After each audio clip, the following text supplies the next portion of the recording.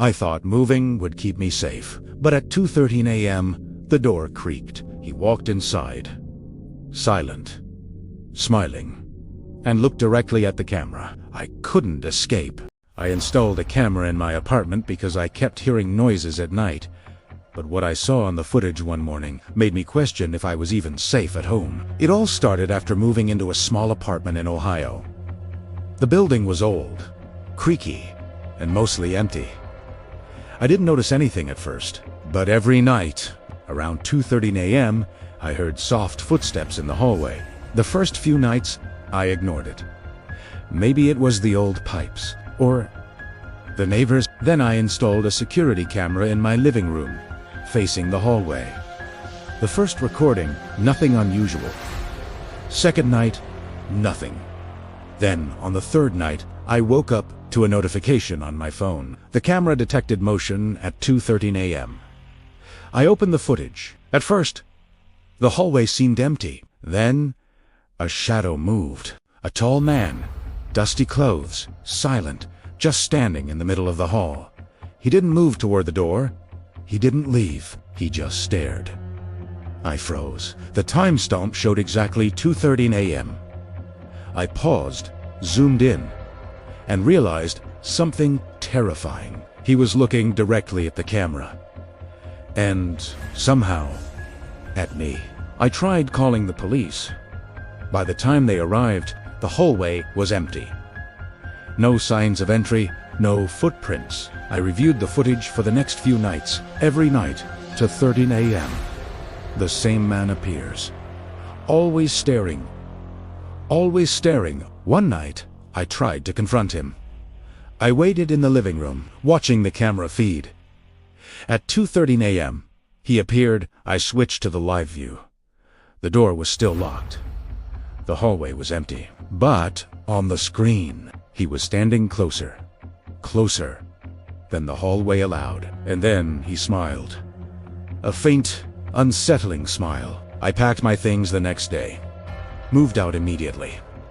But sometimes, at 2:13 a.m., I still check security footage of my old apartment online. And every time, he's still there.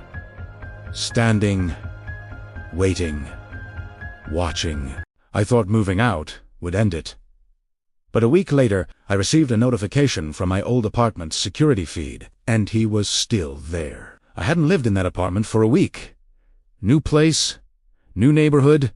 I tried to forget what happened. Then one night, my phone buzzed. A motion alert from the old apartment camera. I opened the app cautiously. The timestamp read 2:13 a.m.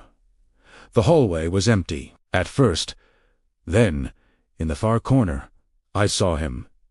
Same tall man, dusty clothes, silent, staring directly at the camera. I panicked. How could he be there? I hadn't given anyone access to the camera. I zoomed in.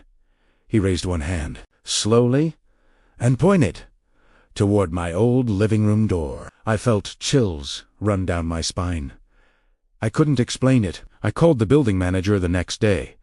They said no one else had keys, and no one was supposed to be in that unit. That night, I set up a live stream from my new apartment, facing my front door. At 2:13 a.m., I watched the live feed. A shadow moved outside my new door. No car. No footsteps. Just him. Then the app glitched. For a brief moment, the screen froze, and I saw him smiling. Closer than physically possible. I unplugged the camera, threw my phone across the room. The next morning, the feed still showed the hallway of my old apartment, empty. But the timestamp still read to 13 a.m. And for a fleeting second, I swear I saw a shadow in the background. Watching, waiting, smiling. I thought watching the footage would be enough. But that night, at exactly 2:13 a.m., I realized he was no longer just on the camera. He was inside my apartment. I had moved again. A small studio in a quiet building. I didn't tell anyone what had happened before. The night was silent. Too silent. At 2:13 a.m., my phone buzzed. Another motion alert from my old apartment camera feed. I ignored it. But then, the front door of my new apartment creaked. I froze. No one had keys. I hadn't given access to anyone. A shadow appeared just inside the doorway. The same tall man, dusty, unfocused eyes. Silent, smiling. I couldn't move. My heart raced. Then he slowly walked forward and pointed at my security camera. It wasn't just watching me anymore. He had followed me. I tried to run, but the lights flickered. The door slammed shut behind me. I called the police. By the time they arrived, the apartment was empty. No signs of forced entry, no footprints, nothing. I reviewed the footage the next day. At 2:30 a.m., he enters. He stops in the middle of the room, looks directly at the camera, smiles. Then the screen goes black. I don't sleep well anymore. I've stopped checking the cameras. I moved towns again. But at exactly 2:30 a.m., sometimes I wake up to a faint sound of the door creaking, a shadow across my bedroom wall, and a whisper. Long night, isn't it?